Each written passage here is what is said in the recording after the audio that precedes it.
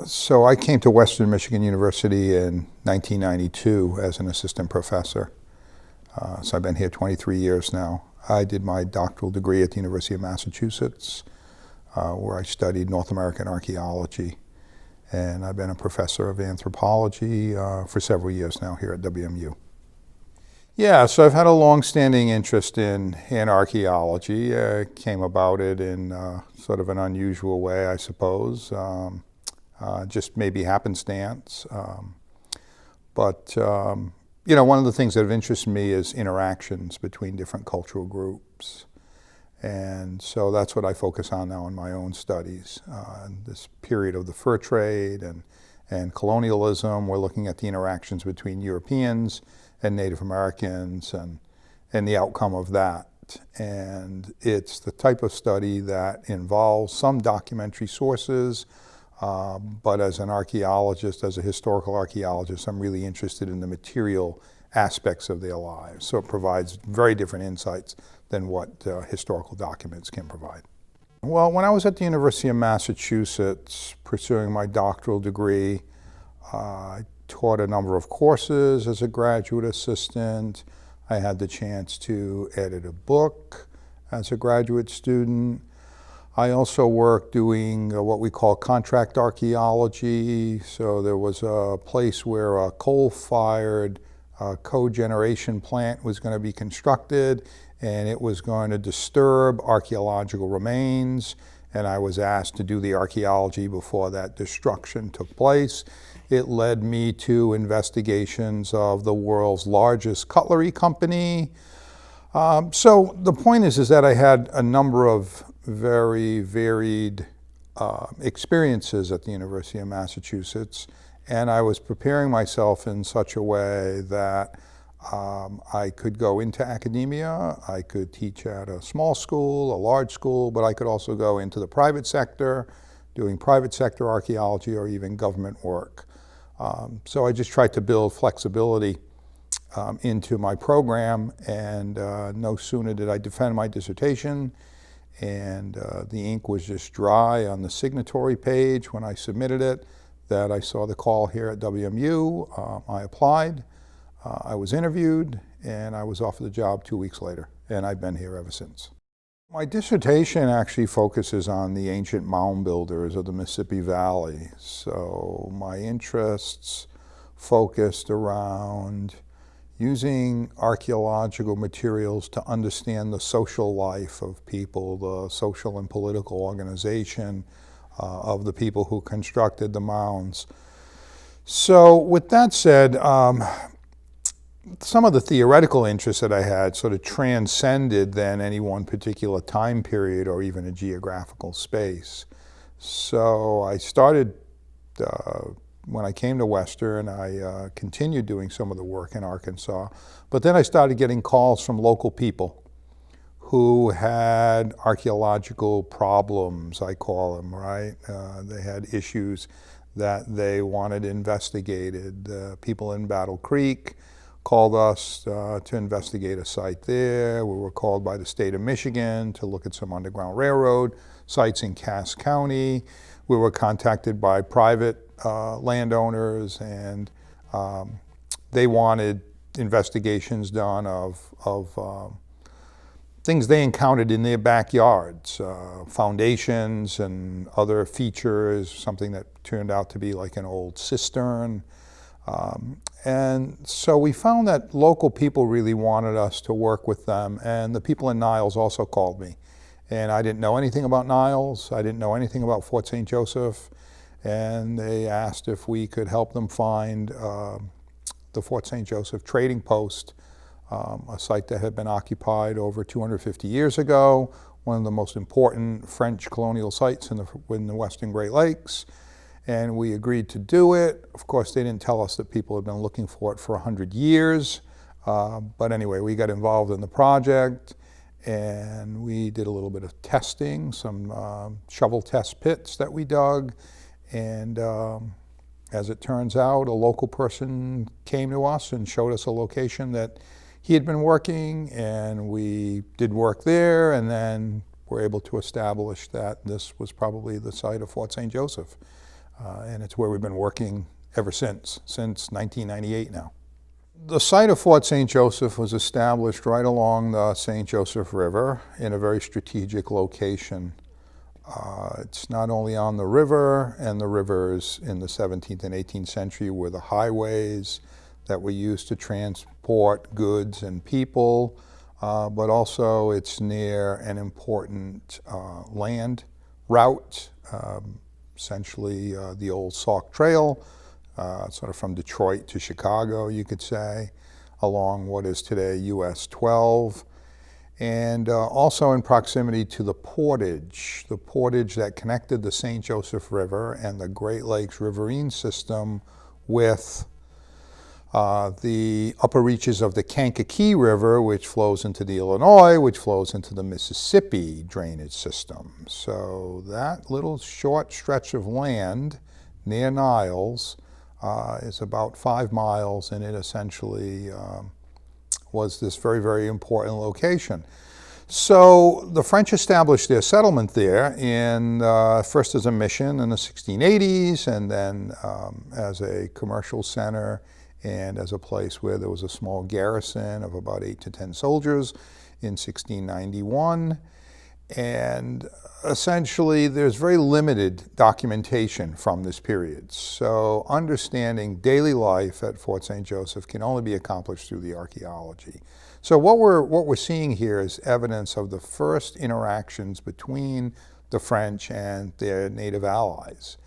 And the work that we do sheds lights on this and helps us to understand what some of the challenges were that both sides, if you will, faced, and then the very distinctive fur trade society that emerged from the blending or the commingling of these two different cultures, who basically lived in peaceful relationships on the St. Joseph River for nearly a century until the British showed up.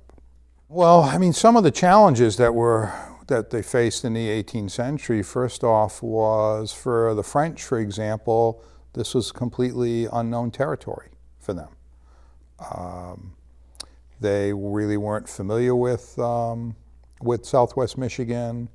The local resources are something that they had to rely upon because they either chose not to or weren't very successful in establishing domesticated plants and animals at this time.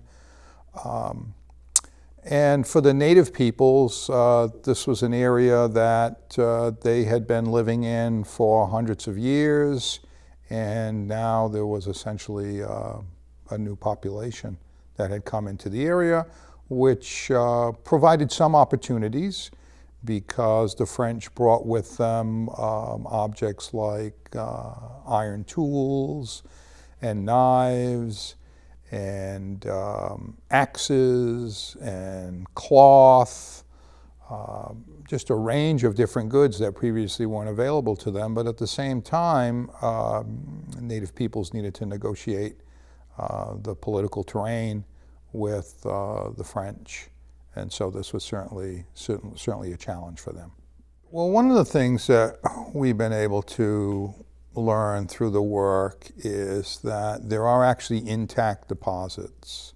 There are undisturbed archaeological deposits at the site that demonstrate to us that this was indeed the location where they established their settlement. And as we look carefully at these remains, we're beginning to find the outlines of houses. So we're learning about how they constructed their buildings, how large they were. The contents of the buildings begin to tell us something about the actual occupants of the buildings. Because there are no maps, there are no detailed descriptions of what went on at Fort St. Joseph. So all this information derives predominantly from archaeology. The other thing, the documents that do exist provide us with sort of a broad narrative of political aspirations of commandants and maybe some population estimates, these sorts of things.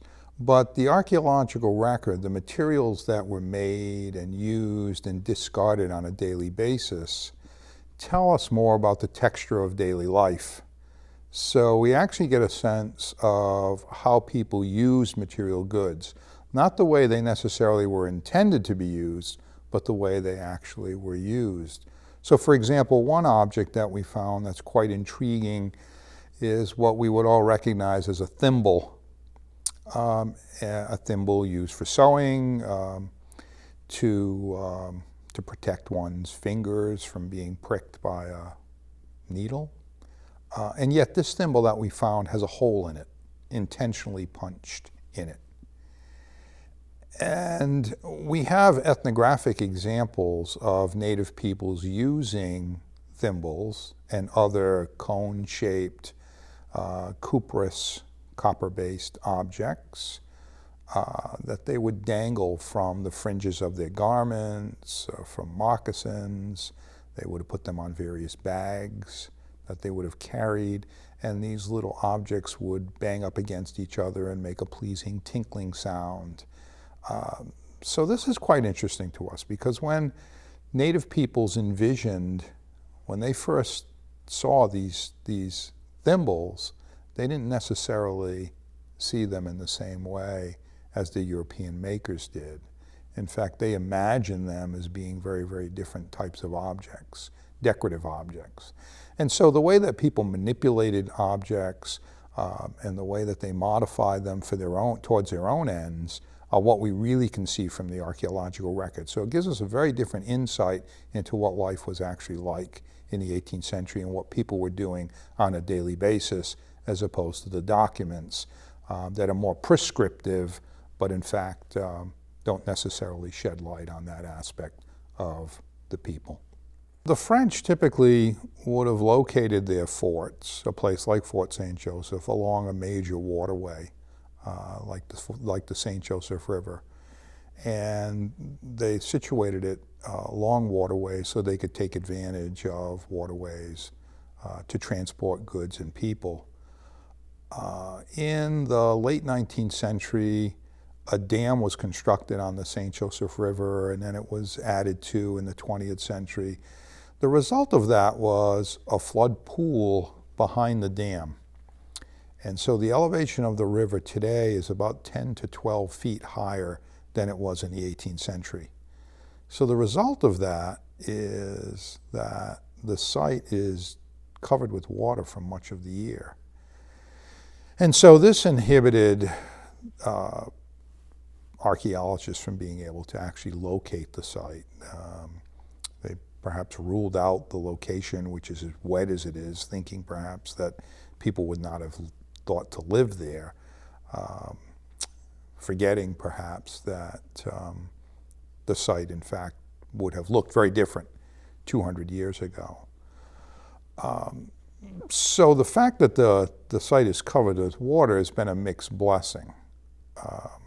Some of the materials in the site are remarkably well preserved. For example, one of the most common items we recover from the site are animal bones that were the remains of meals that were consumed in the 18th century. Typically in Michigan soils, because they are acidic, because of the freeze-thaw cycle, organic materials like bone does not preserve that well. This is a very unusual situation, and the result is that we've identified just dozens of different animal species, mostly deer, but a wide range of wild animals, beaver and porcupine and various aquatic birds, swans and geese and ducks and rabbits, and just an extensive list of animals, bear, that were being exploited, along with just a few domesticated animals, suggesting that domesticated animals were not that important. But this is, again, one of the clues that indicates this is clearly a French site, because this is not what the native peoples would not have had any domesticated animals at this time period. So there's that element of the water played a role in that way. The other way that water has played a role is that over the course of the 20th century, the constant flooding of the site has deposited about a foot of sediment over the old plow zone, over the old 18th century ground surface. And so it's been a little more difficult to actually excavate down to that level to find any objects. So for those reasons, perhaps, people generally left the site alone. They were unable to locate the site. They chose not to test that area. And despite efforts by the University of Michigan and Michigan State University and the University of Notre Dame over the course of the 20th century, Fort St. Joseph essentially remained forgotten until we came there to do the work in 1998. So when we dug those shovel test pits, we hit artifacts at about a foot beneath the surface, but we also hit the water table. And so that was one of the challenges for us. So each year when we conduct our excavations, we employ a dewatering system.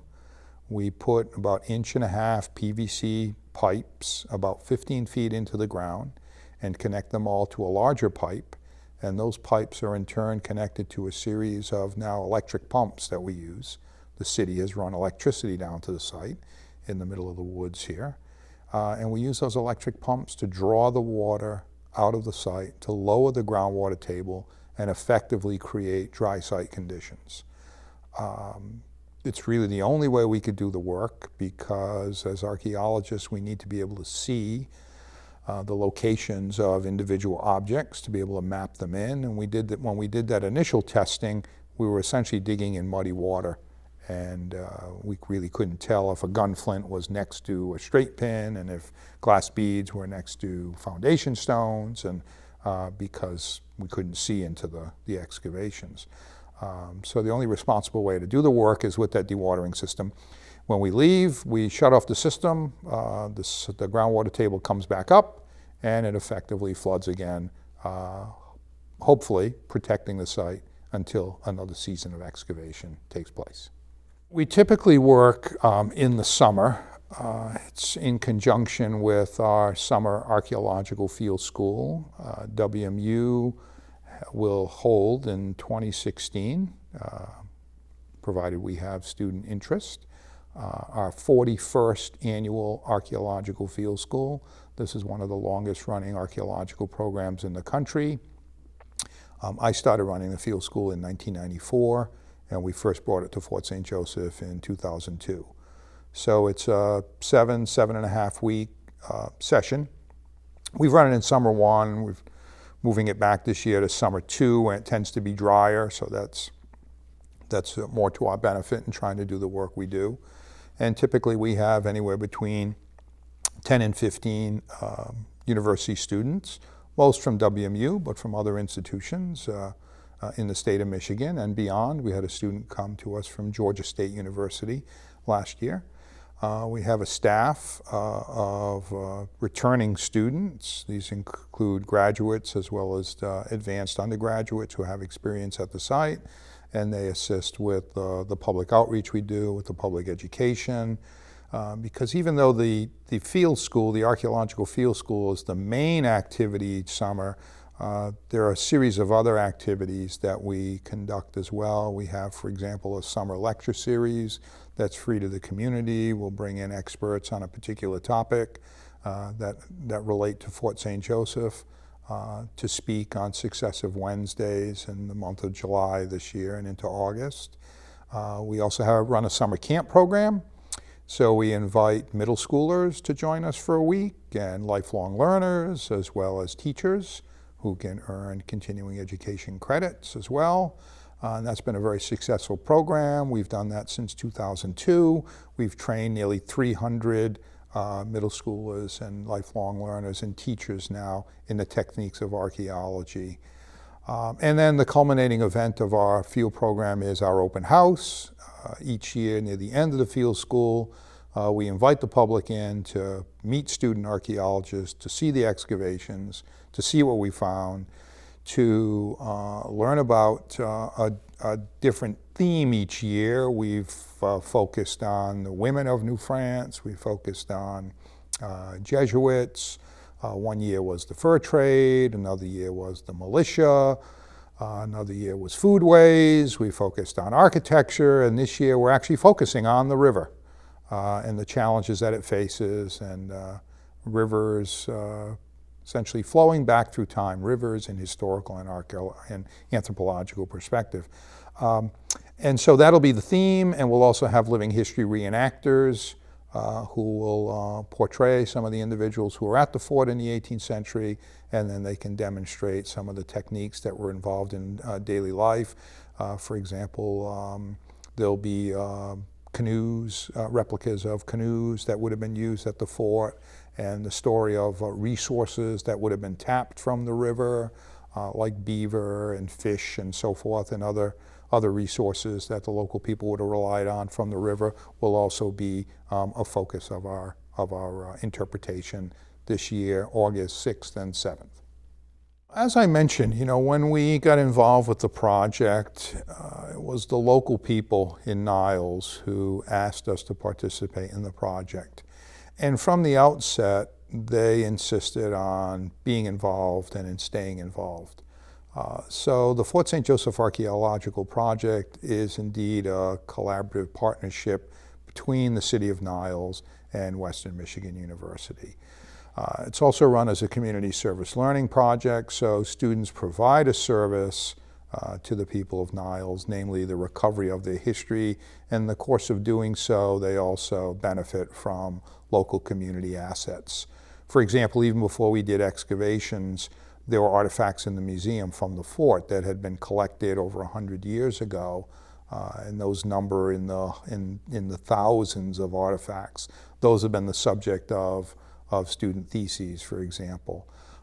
So collaboration takes many forms. One of the groups that we collaborate with is called Support the Fort. They're the people who initially invited us.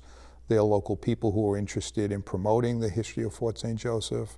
The City of Niles has been very, very generous in bringing electricity to the site, as I mentioned earlier, and in assisting us in a variety of ways. We work closely with the Niles District Library. They're our partners for our summer lecture series. They host the summer lectures. We've worked with the Society for Colonial Wars in Michigan, Rotary Club, Kiwanis, just a whole range of different service groups, as well as individuals who step up. So that's one type of collaboration, and the other type of collaboration is the more academic collaboration. This is obviously a multidisciplinary program. Many archaeological projects are. The archaeologist wears a lot of hats but doesn't have all the expertise. So one of the reasons that these early French colonial sites are understudied has to do with a language barrier. A lot of the documents are written in French. I'm fortunate that a colleague of mine in the history department in the College of Arts and Sciences, Dr. Joe Brandow, reads 17th and 18th century French documents. So he and I have collaborated and co-published on a number of topics. This is a perfect example of the way in which in historical archaeology, documentary sources and then the material record come together to provide new insights into the history of that period.